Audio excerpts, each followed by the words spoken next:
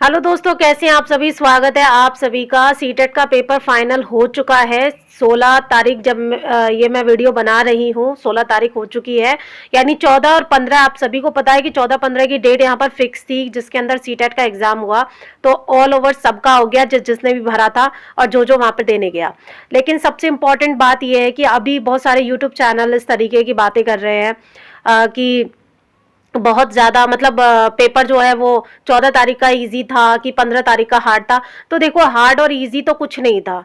जो सब्जेक्ट में होता है ना वही पेपर में पूछा गया था। क्योंकि मैंने लास्ट के 15 या 20 दिन बहुत लगकर तैयारी की, बहुत कुछ मैंने पढ़ा और सब कुछ आप यकीन नहीं मानेंगे कि पहले जो ऑनलाइन में पूछा जाता था ना पेपर, वो शायद हो सकता है कि बहुत ज़्यादा टफ पूछा जाता था क्योंकि वो 1 महीने एग्जाम चलता था।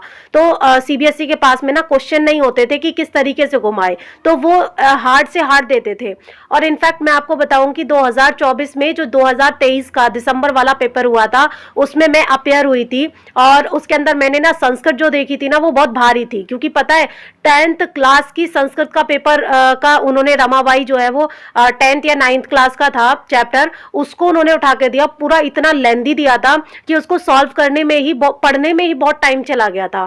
तो ऑफलाइन में मैं ये कहूंगी कि 14 और 15 दिसंबर को जो एग्जाम सीटेट ने लिया है, सीटेट के उस एग्जाम में कोई कमी नहीं थी। हो सकता है कि क्वेश्चनों में कमी कर दी गई हो कि किसी में ABCD या फिर ये मतलब आंसर 3 हो या 4 हो और उन्होंने 2-2 के जोड़े से दिए हो, तो ऐसी गलती तो होती है।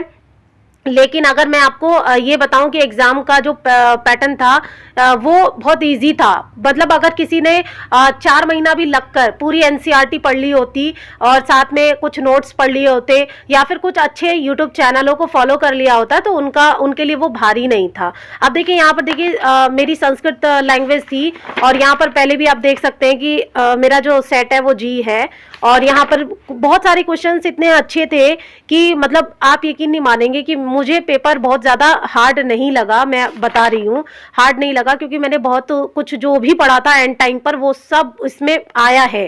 ठीक है, बाकी की ये है कि भाई देखो सीबीएसई क्या करता है, वो अपने हिसाब से ही, ऐसा कहा जा रहा है कि अपने हिसाब से ही वो क्वेश्चन को राइट मानता है।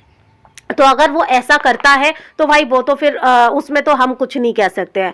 लेकिन यहाँ पर दोस्तों जो आया था ना, मतलब पेपर जो आया था वो बहुत इजी था मेरी नज़र में। बाकी आप लोगों की नज़र में कैसा था वो मैं कह नहीं सकती हूँ।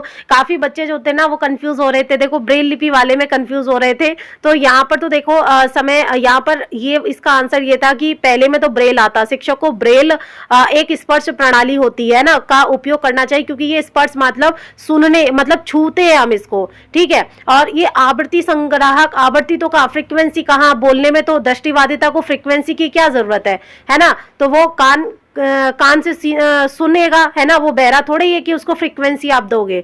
तो यहाँ पर ये वाला आंसर था। मतलब काफी सारे हैं, मैं आंसरों पे डिस्कस नहीं करूंगी क्योंकि वही वाली बात है ना कि सीबीएसई अपने खुद के आंसर बनाता है ना।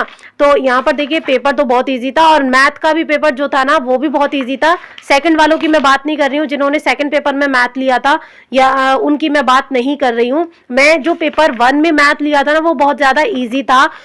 ये वाला जो पेपर आया था वो बहुत ज़्यादा इजी था क्योंकि पता है दोस्तों मेरी मैथ जो है ना वो बहुत ज़्यादा वीक है। लेकिन मुझे सीटेट का पेपर देने में बिल्कुल भी अपनी मैथ वीक नहीं लगी। यहाँ पर मैं आपको बता रही हूँ 30 क्वेश्चंस में से मुझे ऐसा लगता है कि मेरे 25 अराउंड बिल्कुल सही है क्वेश्चन आंसर। बाकी पैडागोजी में अब देखिए जो जहाँ पर हमें सॉल्व करने होते हैं वो तो हमारे अंदर नंबर होते हैं, लेकिन जो पैडागोजिकल होते हैं वहाँ पर क्या होता है, वहाँ पर तो यही होता है कि भाई उसमें जो वो अपना बना रहे हैं, मतलब अपना जो आंसर बना रहे हैं वो मानते हैं पेडागोजी में। बाकी जो सॉल्यूशन वाले हैं ना उसमें तो हम आपको हमारे नंबर मिलते हैं। काफी बच्चे देखो इसमें कंफ्यूज हो रहे थे कि ये वाला जो फल का नाम और बच्चों की संख्या में कौन सा आंसर सही होगा।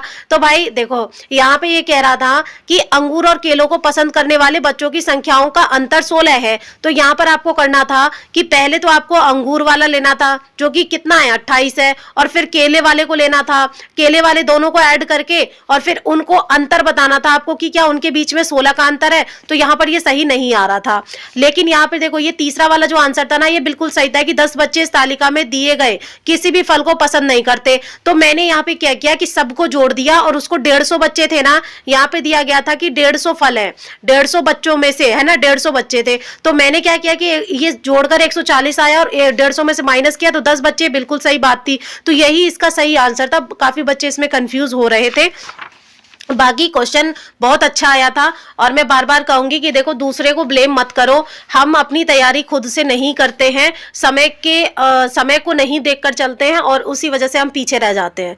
बाकी दोस्तों अभी मैं बहुत सारी वीडियो आपके लिए लेकर आने वाली हूँ कि जिसमें जो जो वैकेंसीज आ रही हैं, अगर आप जैसे अभी फिलहाल के लिए यूपी में कोई वैकेंसी नहीं आ रही टीचर की और आने भी नहीं वाली है 6 महीने तक, क्योंकि कुंभ का मेला लगने वाला है, तो सब शासन प्रशासन लोग सब लोग वहीं पे बिजी होंगे, तो यूपी में तो कोई वैकेंसी आपको देखने को नहीं मिलेगी। लेकिन अगर आप यूपी से लगे हुए राजस्थान में नौकरी करना चाहते हैं, टीचर बनना चाहते हैं, तो वहां उन लोगों ने बहुत सारी वैकेंसी निकाली है। दरअसल होता यह है कि ऐसे ही समय को अन्य राज्य के जो प्रशासनिक अधिकारी हैं ऐसे समय को चुनते हैं कि जब एक बड़ा है, मतलब कि जैसे यूपी में आप जानते हैं कि जनसंख्या ज्यादा है और राजस्थान में कम है, तो यूपी से काफी ऑल ओवर इंडिया वहां पर जा सकते हैं पढ़ाने के लिए, तो वो कोशिश ये करते हैं। आप देखो यहाँ पर इतनी सारी वैकेंसीज राजस्थान वालों ने निकाली है टीचर के लिए कि आप कंफ्यूज हो जाओगे कि पीजीटी में भरे कि टीजीटी में भरे कि प्राइमरी में भरे कि अपर प्राइमरी में भरे, कौन सी डिग्री लगेगी। और डिग्री, एक बात मैं आपको बता दूं ना, डिग्री इन्होंने सभी मान्य की है,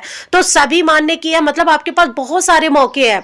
लेकिन यहां पर भी क्या है ना, देखो फीस तो ये लोग ले लेंगे, कोई किसी में 750 ले रहे हैं, किसी में 800 ले रहे हैं, किसी में 500 ले रहे हैं, 500 से ऊपर ही फीस इनकी है, चार्ज कर रहे हैं। तो कहने का मतलब है कि सीबीएसई से तो कम ही कर रहे हैं, पर ऐसा नहीं है। देखो अभी राजस्थान की जो वैकेंसी आ रही है 8th क्लास तक की वैकेंसी आ रही है, उसके लिए राजस्थान अपना खुद का सीबीएसई की तरह सेट कराएगा, ठीक है।